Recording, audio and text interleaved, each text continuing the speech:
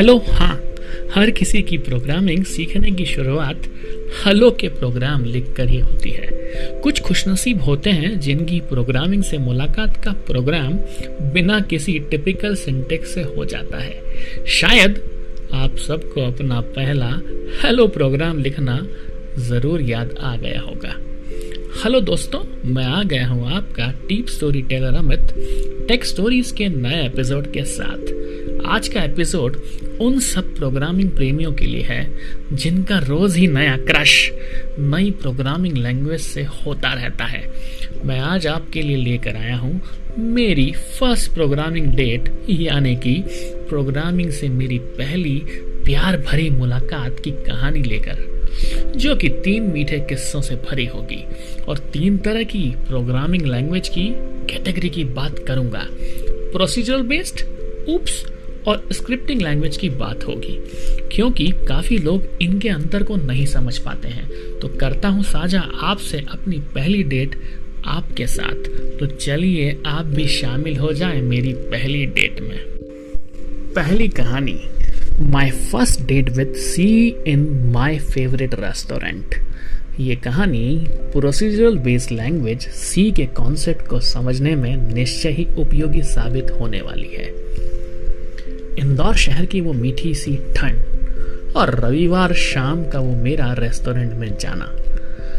Dinner करना था, बात मेरे इंजीनियरिंग के दिनों की थी, जब नया नया प्रोग्रामिंग सीख रहा था।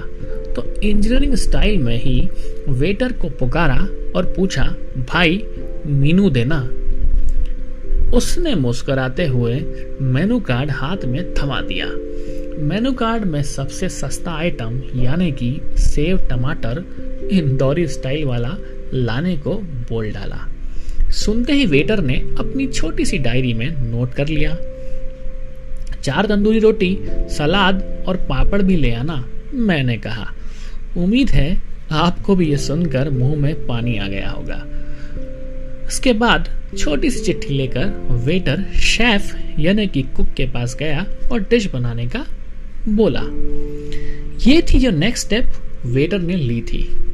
डिश बनते ही वेटर डिलीवरी काउंटर पे गया और मेरी डिश को सुंदर सी प्लेट में सजाकर ले आया।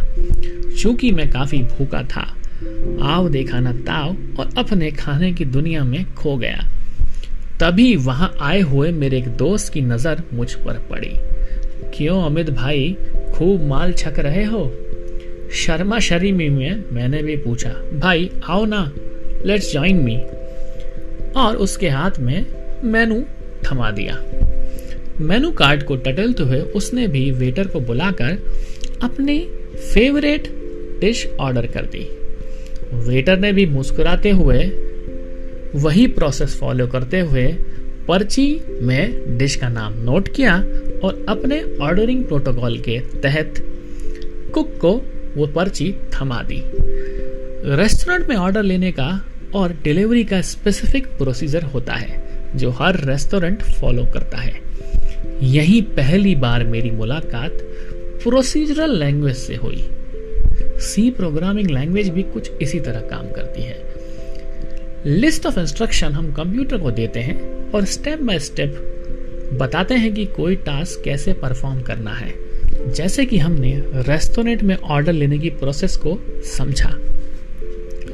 आशा करता हूं कि आप लोगों को प्रोसीजरल प्रोग्रामिंग की एनालॉजी रेस्टोरेंट ऑर्डरिंग प्रोसेस से समझ आ गई होगी।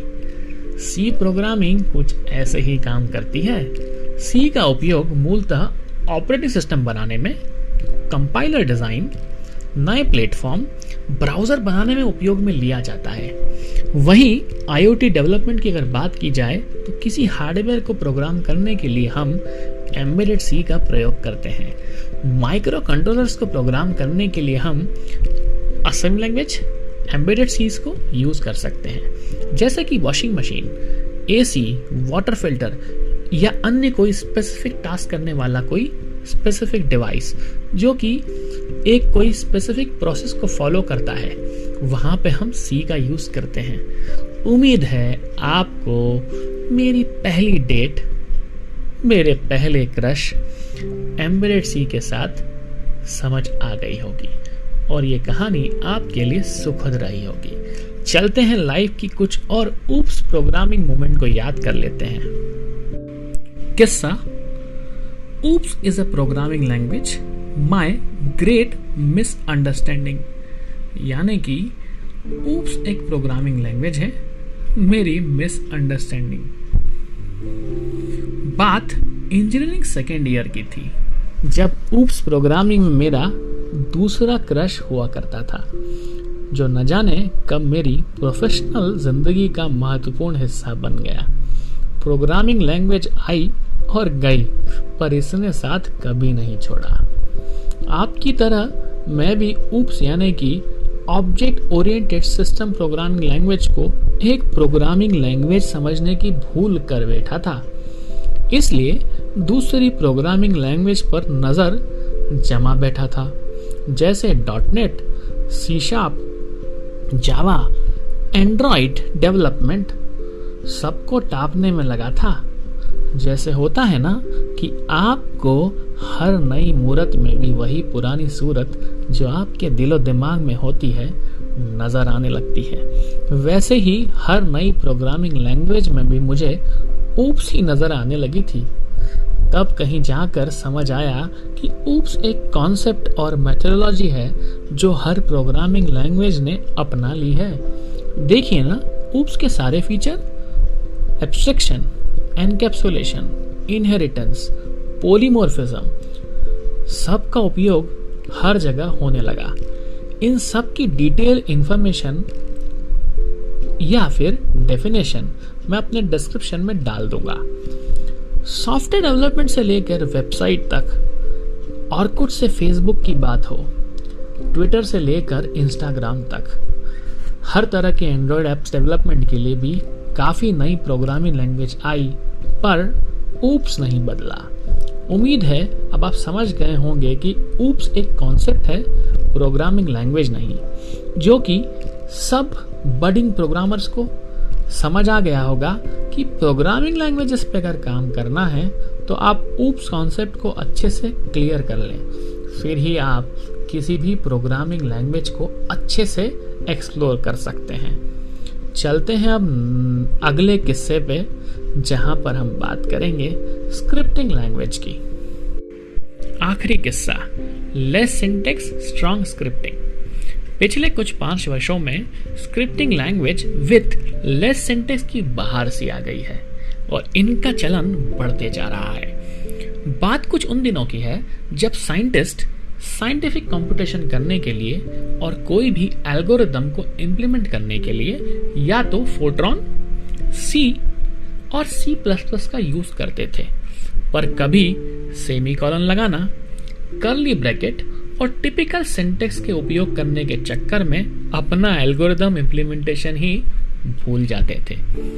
हमारे साथ भी तो यही होता है ना, और हम हमारे मित्र को बोलते हैं, भाई मेरा लॉजिक सही था, पर ना मैं सेमीकोलन लगाना भूल गया, देखना ये सिंटेक्स एरर आई है, कर्ली ब्रैकेट लगाना रह गया। इसी तरह के तजुर्बे को क्लीव मोलर ने भी एक्सपीरियंस किया और साइंटिस्ट के लिए less syntax based algorithm based programming language MATLAB की संरचना कर दी और टिपिकल सिंटेक्स जो कि हमारे पास डेटा टाइप डिक्लेरेशन के कंपल्शन को भी हटा देता है, और यही हमें प्रोग्रामर को एक फ्रीडम मिलती है अपने हिसाब से प्रोग्राम लिखने की।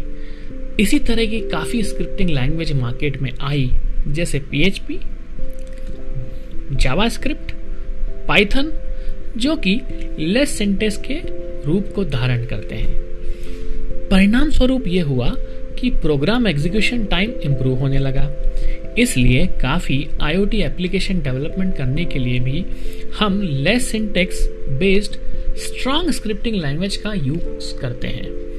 यहाँ तक कि रास्पबेरी पाई की प्रोग्रामिंग करने के लिए भी हम पाइथन का ही यूज करते हैं, जो कि एक तरह का स्क्रिप्टिंग लैंग्वेज ही है।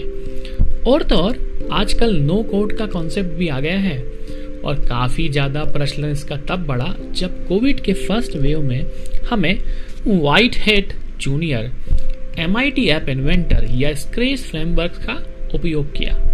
निश्चय ही ये ब्लू व्हेल, एंग्री बर्ड जैसे गेम्स के एडिक्शन से तो कहीं बेहतर है। यहाँ हम छोटे बच्चों को कुछ सिखा तो पा रहे थे।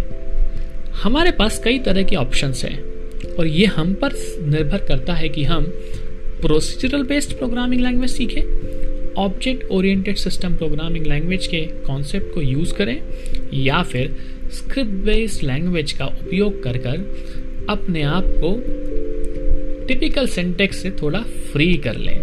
और आजकल तो फंक्शनल प्रोग्रामिंग टूल्स भी आ गए हैं जो कि टेक्नोलॉजी की ही देन है। क्यों ना हम टेक्नोलॉजी को लेवरेज करें। अगर आप सीखना चाहते हैं ये सारी प्रोग्रामिंग लैंग्वेजेस तो आप मुझे कनेक्ट करें इंस्टाग्राम पर।